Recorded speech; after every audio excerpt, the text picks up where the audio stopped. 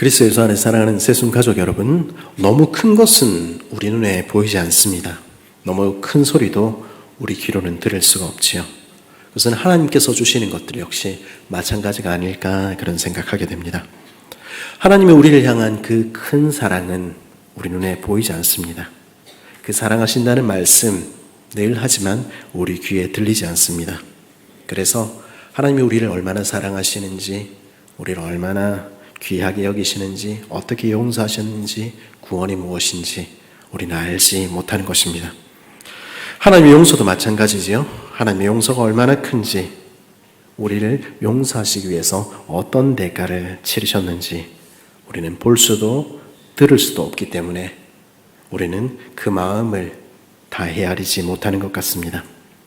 너무 큰 것들은, 너무 위대하고 너무 놀라운 것들은 작은 우리 마음으로는 다 볼 수도 들을 수도 다 헤아릴 수 없는 것 같기도 합니다. 그래서 우리는 구원받은 백성들, 하나님의 자녀들 이렇게 이야기하면서도 그렇게 구원이 무엇인지 알지 못하는 사람들처럼 살아가는지도 모르겠습니다. 앞서 하나님의 사랑이 그리고 그분의 용서가 너무 커서 우리에게 보이지 않고 들리지 않는다 말씀드렸습니다만, 다른 면으로 생각하면 우리 가운데 사랑이 없기 때문에, 우리는 그 용서가 무엇인지 알지 못하기 때문에 깨닫지 못하는 것 아닌가 그런 생각도 하게 됩니다. 우리가 사는 세상에는, 저와 여러분 사이에는 참된 사랑이 없습니다. 참된 용서에 대해서 우리는 들어보지 못했고요, 우리가 사는 이 세상에는 그래서 구원이 없는 것입니다. 제가 군대를 막 제대했을 무렵에 영화를 한 편 본 적이 있습니다. 우리말로는 시베리아의 사랑이라고 번역된, 원래 제목은 시베리아의 이발사라는 19세기 말 제정 러시아 시대의 사랑을 그린 영화였습니다.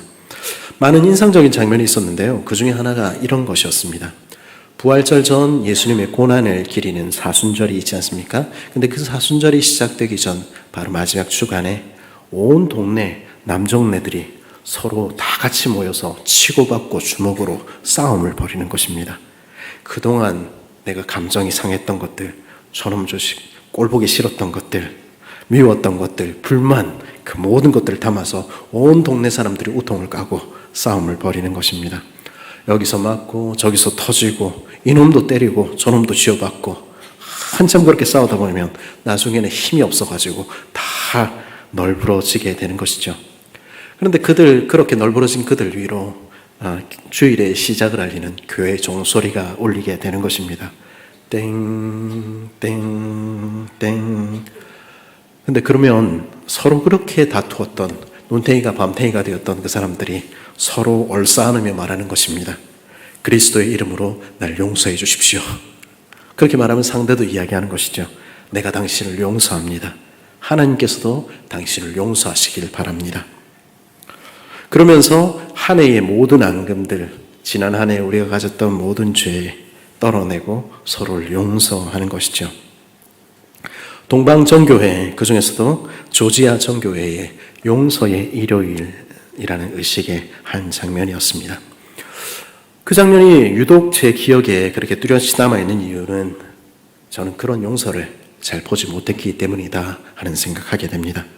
차라리 그렇게 치고받고 풀어버리고 얼싸안으며 용서하면 좋으련만 우리는 그렇게 잘 하지 않는 것입니다.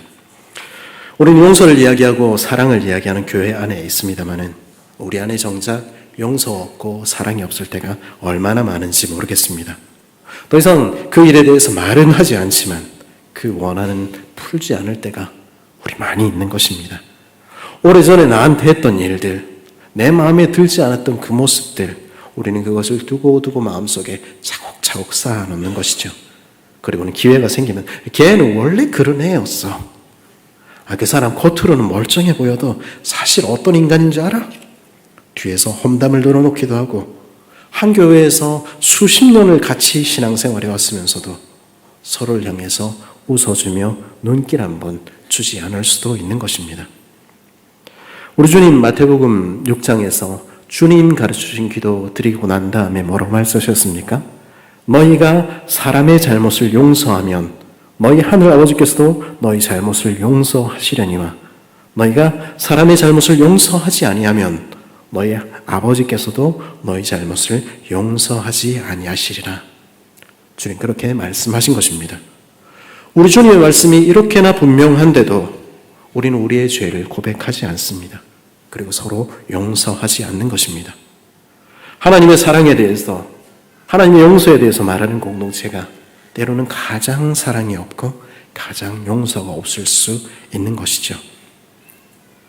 그것은 우리 구원의 문제에 있어서도 마찬가지입니다. 하나님이 우리를 구원하셨다, 그 위대한 이야기를 들어도 나 같은 죄인 살리신 그 은혜에 놀라워 그 죄인의 고백을 들어도 우리 마음에 때로는 아무 감동이 없는 것입니다. 왜 그렇습니까? 우리에게 실감이 나지 않는 일이기 때문입니다. 우리는 구원이 무엇인지 제대로 보지 못했고 듣지 못했고 깨닫지 못한 것입니다. 사실 우리는 우리 중에 누구도 애굽 땅 종되었던 집에 살아본 적이 없습니다. 홍해가 갈라지는 거 내 눈으로 보지 못했고요. 날마다 내리는 만나가 무엇인지 경험한 사람이 없습니다. 우리는 십자가 아래에서 그 주님의 손과 발로부터 떨어지는 그 피를 보지도 못했고 거기 달린 예수 그리스도께서 벌레처럼 꿈틀대며 고통스러워하던 것 보지 못한 것입니다. 그리고 무엇보다도 우리는 우리가 어떤 자리에 있는지, 무엇이 우리를 기다리고 있었는지 알지 못하는 것입니다. 어떤 죽음의 자리, 어떤 절망의 자리가 우리 몫이었는지 우리는 잊고 사는 것입니다. 그러니 우리는 구원 이야기를 해도 그건 비상적인 이야기일 뿐 내가 정말로 그 구원을 누리고 살지는 못하는 것이죠. 그래서 하나님께서는 우리에게 율법을 주신 것입니다. 지난 시간 율법은 우리의 몽학선생, 우리 어린이집 선생님 같다 이야기를 드렸었죠. 율법은 마치 어린이집 선생님이 그러듯이 우리가 이미 알고 있는 우리 주변의 이야기로부터, 우리 삶의 이야기로부터 하나님이 정말로 주시고자 하는 것들을 인도하는 것입니다. 오늘 말씀 역시 마찬가지입니다. 구원이 무엇인지 알지 못하는 우리에게 하나님은 구원이라는 것이 어떤 것인지 그 율법의 이야기를 통해서 그림으로 우리에게 보여주시는 것이죠. 오늘 우리가 읽은 말씀에서 우리는 두 가지 그림을 발견하게 됩니다. 1절부터 11절까지 빚 탕감받는 이야기 우리 만나게 되고요. 12절부터 18절까지 우리는 노예가 해방되는 이야기 만나게 됩니다. 그리고 하나님은 그 이야기를 통해서 이게 구원이야 이렇게 말씀하신 것입니다. 오늘 말씀 1절부터 11절은 면제년에 대해서 우리에게 들려줍니다. 면제년, 이 말의 의미는 풀어주다, 놓아주다 하는 의미입니다. 우리가 흔히 안식년이라 부르는 이 7번째 해가 되면 어떤 일이 일어납니까? 하나님 백성 공동체 가운데 빚을 지고 있던 자들의 빚이 탕감을 받는 것입니다. 그리고 이 모습 속에서 하나님은 구원이 무엇인지 우리에게 들려주시는 것이죠. 우리는요, 살다 보면 때로 빚을 지게 됩니다. 그제 이제 제가 확인을 해보니까 우리나라 평균 가계 부채가 9,100만 원이 넘는다. 이렇게 이야기를 하더라고요. 그러니까 다들 빚을 지고 사는 것입니다. 주택담보대출도 빚이고 자동차 할부도 사는 것도 빚이지요. 그러나 그런 일상적인 빚 외에도 우리는 정말로 큰 빚을 지기도 합니다. 내가 잘못해서 내가 죄를 지어서 빚을 지기도 하지만 그렇지 않은 경우들도 있지요. 가족 중에 누군가가 큰 병에 걸리거나 사고가 난다든지 아니면 회사에 큰 일이 생길 때 우리 힘으로 도무지 감당할 수 없는 일들을 만날 때 우리는 큰 빚을 지게 되기도 합니다. 그렇게 빚을 지게 되면 우리가 느끼게 되는 것이 있습니다. 우리가 빚이 필요 없을 때는 그렇게 은행에서 문자가 와가지고 돈 빌려준다고 그랬는데 우리가 정작 필요한 순간에는 은행 문턱이 그렇게 높을 수가 없는 것이죠. 1금융권, 2금융권 거기서도 거절당하는 절박한 사람들 카드 빚을 지거나 고액의 사채까지 가게 되는 것이죠. 그럼 문제 해결됩니까? 그렇지 않습니다. 대부분의 경우 그런 상황을 만나면 이자도 못 갚아 허덕이다가 빚만 점점 늘어나게 되지요.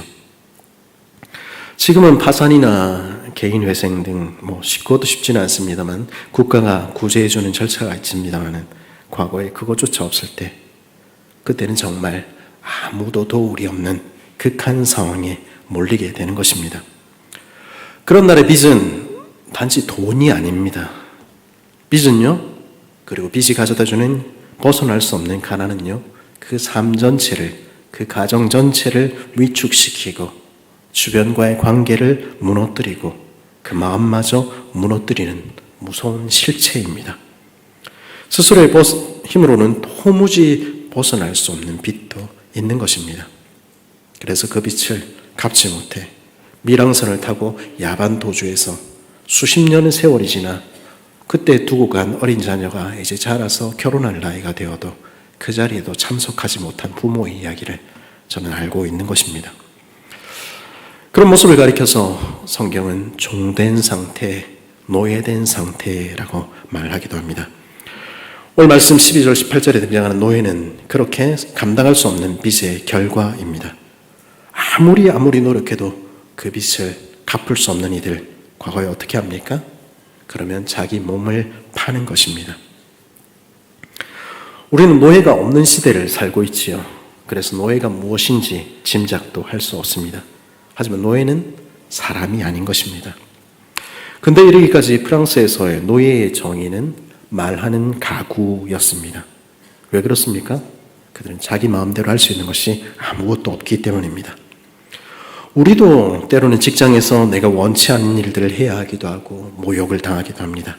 그래도 그 사람들이 내 모든 것들을 쥐고 흔들 수는 없지요. 무엇을 먹을지, 무엇을 마실지, 무엇을 할지, 어디에 살지, 누구와 살지, 그거 개인의 삶이요, 내 자유의지에 따라 선택할 수 있는 일들입니다. 하지만 노예에게는 그런 것이 없는 것입니다. 노예가 원하는 일을 할 수 있습니까? 그럴 수 없는 것입니다. 원하는 것 먹고 마실 수 있습니까? 그럴 수 없는 것입니다. 인간의 권리가 있습니까? 그렇지 않은 것입니다. 주인이 짝지어주면 함께 사는 것이고 헤어지려면 헤어지는 것입니다. 학대당하고 억울한 일을 당해도 노동의 대가를 얻지 못해도 어쩔 수 없는 것입니다. 그것이 노예의 삶이지요. 그런데 이런 모습에 대해서 세상은 뭐라고 이야기합니까? 그거 어쩔 수 없는 거야 이야기하는 것입니다. 가난은 개인의 문제고 한 번 그렇게 나락에 빠져서 살게 되면 영원히 벗어날 수 없는 거, 그거 어떻게 하겠어? 어쩔 수 없는 일 아니야. 그렇게 이야기합니다. 한 번 결정된 것은 되돌릴 수 없다 말하는 것이죠. 이제껏 그렇게 해왔고 앞으로도 그럴 것이라고 말하는 것입니다. 그게 인생이요, 그게 세상사라 말하는 것이죠. 그런데 하나님은 다르게 생각하십니다. 오늘 말씀은 그런 이 세상의 생각, 이 세상의 질서, 이 세상의 세계관에 대한 하나님의 대답을 보여줍니다. 하나님께서는 그런 인간의 역사의 수레바퀴를 멈추시고는 말씀하시는 것입니다. 그거 그렇지 않아. 내가 이제 시작하는 나라는, 내가 세우는 하나님의 나라는, 천국은 그런 것이 아니야 말씀하시는 것입니다. 그래서 오늘 본문 1절에서 하나님께서는 뭐라고 명령하십니까? 매 7년 끝에는 면제하라. 그에게 아무리 많은 빚이 있든지, 그에게 아무리 갚지 못할 많은 짐이 있든지 그거 영원하도록 놓아두는 거 나는 원치 않아. 나는 내 자녀들이 새롭게 시작할 수 있게 되기를 바래. 그런 7년이 되면 나는 그 모든 것들을 멈추고 모두를 탕감해 주기를 원한다. 하나님 말씀하시는 것입니다. 오늘 보면 12절은 뭐라고 얘기합니까? 내 동족 히브리 남자나 히브리 여자가 내게 팔렸다 하자. 만일 6대 동안 너를 섬겼거든 7째에는 너는 그를 놓아 자유롭게 하라. 도무지 갚을 수 없는 빚 때문에 노예의 상태로 사람이 아닌 것처럼 전락할 수 있습니다. 그 모든 것들을 이룰 수 있지요. 그러나 하나님께서는 그 자리에 그 자녀들을 영원히 놓아두기를 원치 않으시는 것입니다. 그를 자유케 해주라 말씀하시는 것이죠. 6년간 그 빚을 지더라도 그 빚을 갚기 위해서 6년간 애쓰고 수고하며 노력할지라도 그러나 7년째가 되면 내가 정한 때가 되면 그 땅 돌려주고 그 빚 탕감해 주고 노예에서 풀어주라는 것입니다. 그 모든 엉망이 된 것들을 멈추고 그 모든 파괴된 것들을 멈추고 이제는 다시 새롭게 시작하도록 하라 말씀하시는 것입니다. 그리고 하나님은 그것이 바로 구원이야 이렇게 말씀하시는 것입니다. 구원은 무엇입니까? 그 도무지 갚을 수 없는 빚 때문에 아무 소망이 없는 인생에 들려오는 복된 소식입니다. 네가 진 그 도무지 갚지 못할 빚, 그거 이제 탕감되었어. 너는 이제 더 이상 빚의 문제에 주눅 들어 있지 않아도 돼. 너는 이제 더 이상 빚쟁이들에 쫓겨다니지 않아도 돼. 이제는 다시 시작하렴. 그 하나님의 음성이 바로 복음이지요. 구원은 무엇입니까? 이제 그 빚 때문에 노예가 되어 사는 인생에 들려온 복된 소식입니다. 이제 너는 해방되었어. 이제 너는 자유야. 다시 내 아버지의 품으로 돌아가자꾸나. 네 손 가득 양과 곡식과 포도주 가지고 내 아버지께서 주신 것들 가득히 그 손에 들고 가서 자유롭게 살렴. 말씀하시는 그 해방의 소식이 바로 구원이라는 것입니다. 이런 이야기를 들어도 우리는 그거는 남의 이야기처럼 들릴지 모르겠습니다. 나는 그런 빚이 없는데, 나는 노예도 아닌데, 그러니 이 이야기는 나와는 상관없는 이야기인데 그렇게 이야기할지 모르겠습니다. 그러나 하나님의 생각은 다릅니다. 하나님께서는요, 우리가 바로 그런 인생이라 말씀하시는 것입니다. 우리가 바로 갚을 수 없는 빚을 진 그런 인생, 노예된 인생이었다 말씀하시는 것입니다. 왜냐하면 우리는 죄인, 죄의 종이 된 인생이기 때문입니다. 헬라어에서 빚으로 번역되는 오펠레마라는 단어는 동시에 죄라는 의미를 가진 단어입니다. 그리고 오늘 말씀에 등장하는 면제하다, 탕감하다 하는 아페시스라는 단어는 동시에 용서하다 하는 의미를 가지고 있습니다. 오늘 말씀에 등장하는 빚을 탕감해 주라 이 동일한 단어를 그대로 가지고 마태복음 6장에서 우리 주님께서는 우리 죄를 사하여 주옵시고 라고 간구하게 하셨던 것입니다. 무슨 말입니까?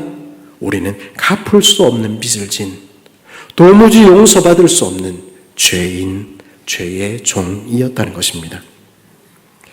예수님의 비유 가운데 1만 달란트 빚진 자의 비유 등장하지요? 그거 남의 이야기 아니고 바로 우리 이야기인 것입니다. 1만 달란트는요, 6천 데나리온, 노동자의 하루 품삯을 1데나리온이라 가정할 때 이것은 16만 4,383년을 일해야 갚을 수 있는 금액입니다. 무슨 말입니까? 100번을 1000번을 죽었다 깨어나도 도무지 갚을 수 없는 빚을 진 죄인, 용서받을 수 없는 죄인이 우리였다는 것입니다.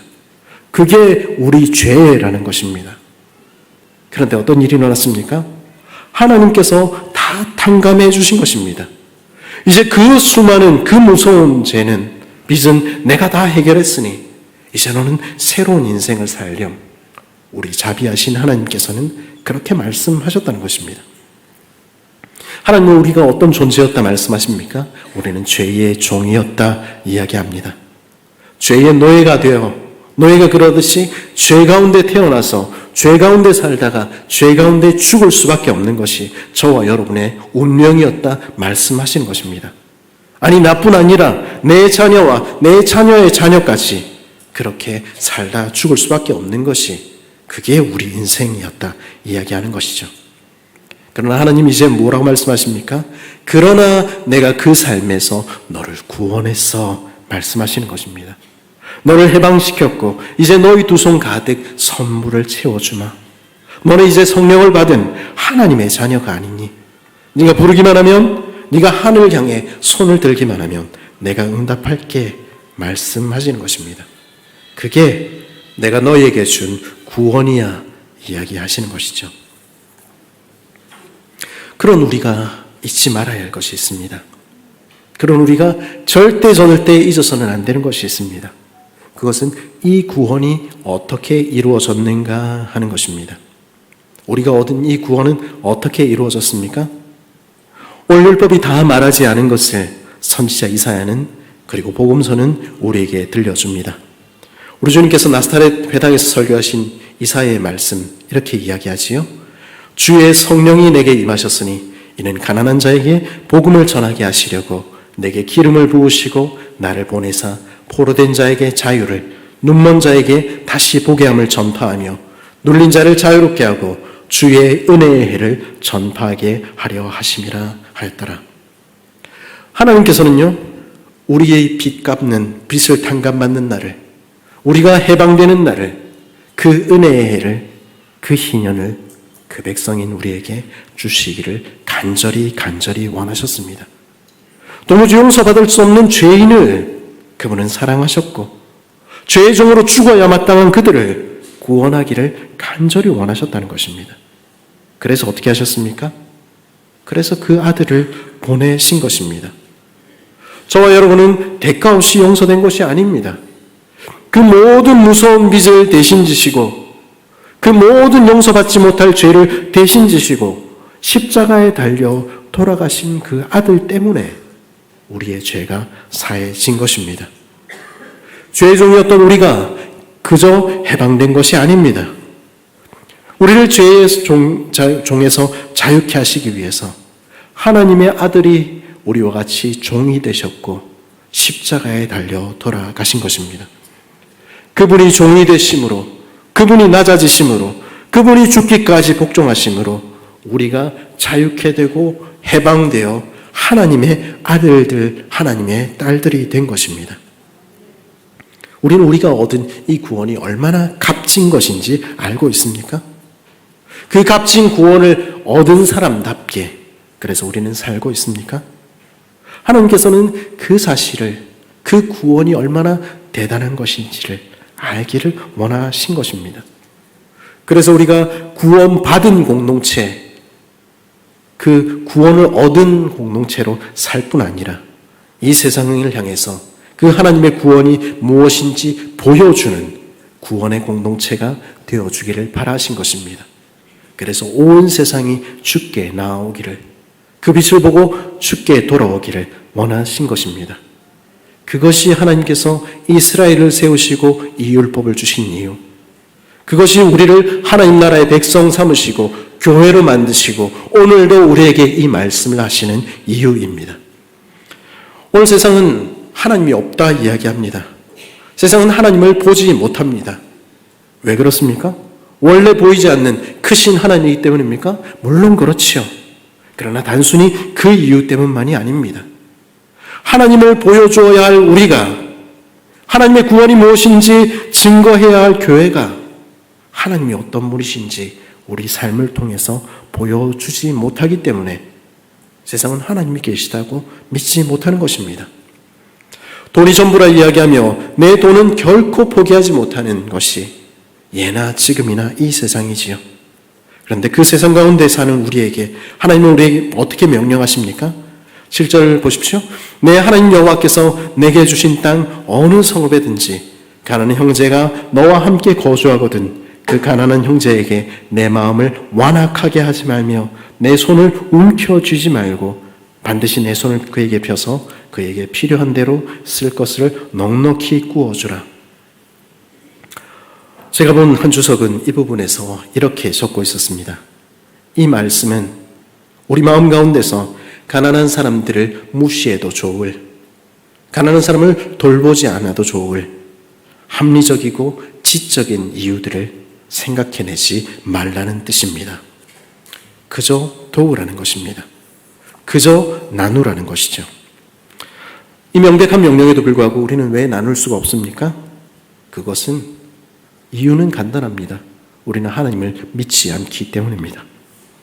갚아주시는 하나님, 내게 채워주시는 하나님, 우리를 구원하시는 하나님, 그 하나님을 믿지 않고 그분의 구원을 한 번도 제대로 경험해보지 못했기 때문에 우리는 그 말씀을 따를 수가 없는 것입니다. 그러나 주님의 말씀을 들어보십시오. 4절에서 주님은 뭐라고 말씀하십니까? 내가 만일 내 하나님 여호와의 말씀만 듣고 내가 오늘 내게 내리는 그 명령을 다 지켜 행하면 내 하나님 여호와께서 내게 기업으로 주시는 땅에서 내가 반드시 복을 받으리니 너희 중에 가난한 자가 없으리라. 이 세상에 가난은 결코 없어지지 않는 것이라 사람들은 말합니다. 가난의 문제는 나라님도 해결하지 못한다 말합니다. 그러나 하나님께서는 우리가 하나님의 명령에 따라 살 때, 우리가 하나님의 명령에 따라 우리 손을 펼 때, 우리 공동체 가운데, 우리 나라 가운데 가난한 자가 없게 될 것이다 말씀하시는 것입니다. 주의 말씀을 따르는 그곳에 천국이 임할 것이라 말씀하시는 것이죠. 어린 시절 저보다 더 연배가 많으신 분들은 더 그렇겠습니다만 우리 내형편들 넉넉하지 않았지요? 우리 먹을 것도 언제나 부족했습니다. 그런데요, 그럼에도 불구하고 그때 우리 신앙의 선배들은 어떻게 살았습니까? 따뜻한 밥 한 공기를 손님을 위해서 아랫목 이불 밑에 남겨두지 않았습니까? 우리 밥상에 누군가의 자리를 남겨두며 살았던 것입니다. 어렵니 어쩌니 해도 우리는 그때보다는 훨씬 더 부유합니다. 그러나 우리의 식탁에는, 우리 삶의 자리에는 누군가를 위한 자리가 있습니까? 그 지고 있는 그 무거운 짐을 다 대신 갚아줄 수는 없지만 내 식탁에 그 지친 형제를 위한, 그 마음이 상한 자매를 위한 한 자리를 남겨둘 수 있는 그런 마음이 우리에게는 있습니까? 내 삶에서 어느 정도를 나누어 줄 수 있을 것인지 우리 결단해야 하는 것입니다. 11조는 단지 돈의 이야기가 아닙니다. 내 삶의 자리를 얼마나 비워둘 것인가, 그 이야기입니다. 내 삶에서 내 이웃을 위한 밥 한 공기를, 내 이웃을 위한 빈 식탁을 준비하고 사는 것입니다. 그러기 위해서 내 삶의 규모를 줄여야겠지요? 더 좋은 핸드폰도 가져야 되고, 더 좋은 옷도 입어야 되고, 이 정도 수준의 차는 굴려야 되고, 내 집이 이 정도는 돼야 되고, 내 노후는 이렇게 준비해야 되고, 좀 더. 그러다 보면 우리에게 나눌 것은 하나도 없는 것입니다. 그렇게 살 때 우리는 결코 남을 위해서 줄 수 없는 것입니다. 교회 예산도 마찬가지지요. 우리가 어디에 우선순위를 두고 우리의 헌금을 사용할 것인지, 건물을 지을 것인지, 아니면 우리가 서로 즐기는데 사용해야 할 것인지, 아니면 우리 자녀들이 새로운 세상을 경험하는 일을 위해서, 우리 주변의 이웃들을 위해서 사용할 것인지, 그것은 결단해야 하는 문제인 것입니다. 그리고 우리 허리를 졸라매어야 하는 문제인 것이죠. 우리가 어떻게 지금 이곳에서 구원의 공동체의 모습을 보일 것인지 우리는 고민해야 하는 것입니다. 오늘날 우리 가운데 종을 가진 사람은 없지요. 하지만 우리와 함께 있는 동료들, 우리와 함께 있는 교회 우리보다 연약한 지체들, 우리를 어떻게 바라보고 있습니까? 그들에게 갑질해서는 안 되는 것입니다. 물론 일하지 않는 이들, 게으름을 피우고 사람 눈만 피하는 이들 경계해야 합니다. 때로는 꾸짖을 필요도 있지요.